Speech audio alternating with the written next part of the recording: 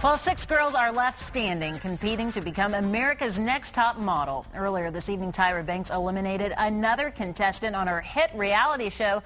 Joining us now on the phone, Houston's own Kortnie, who competed earlier this season in the competition. Hi there, Kortnie. How are you? Hey-o, I'm good. Another week, another show, never a dull moment. Let's waste no time. This week, they had a special guest. Clay Aiken was on. The girls doing some acting with him. What did you think about the challenge? I thought the challenge seemed like a lot of fun. I always look at the shows now that I'm not on them, and I'm like, oh, that would have been really fun to do.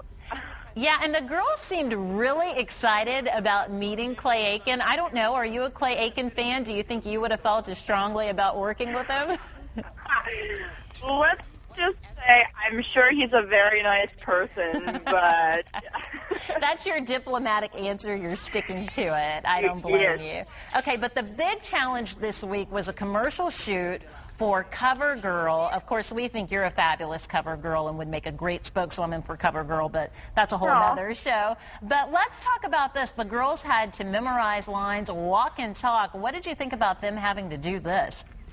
I think it's awesome when they make models walk and talk, because that's the best part, because you want to know that these girls can do more than just one thing, you know? Right. And who did you think did the best job? I mean, they said that Celia was the best. Did you think there was another standout? I'm going to have to agree with them, because Celia just seemed like it was very natural for her and kind of effortless, and she seemed pretty comfortable. So, yeah, I'm going to have to agree with them. How do you think you would have done on that one? I might have dropped the product and tripped over a few things, but I think I would have come out of it okay.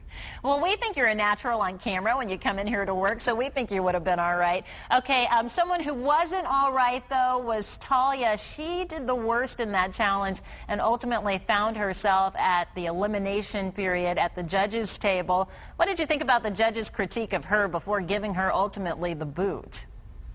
I mean, it is fair. But it just sucks because, I mean, we've all been in that position. So when you let yourself, you know, you're your own worst enemy kind of thing, you know?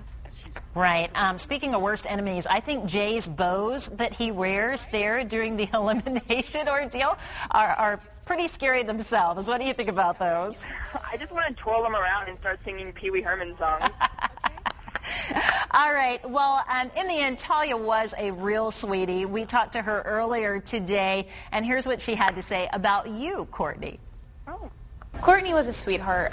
You know, I loved being around Kortnie just because she reminded me of so much of my little sister, and my sister is my best friend, so being around Kortnie reminded me of home, and it just made me so much more comfortable being around her and being able to talk to her and her making me laugh.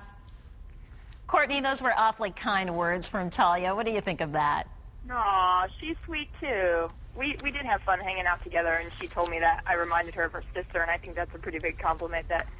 It definitely is. Well, she's obviously a fan of yours. We're a fan of yours. You're going to join us back here next week. Kortnie, thanks so much for talking to us. Woo! Thank you. Bye.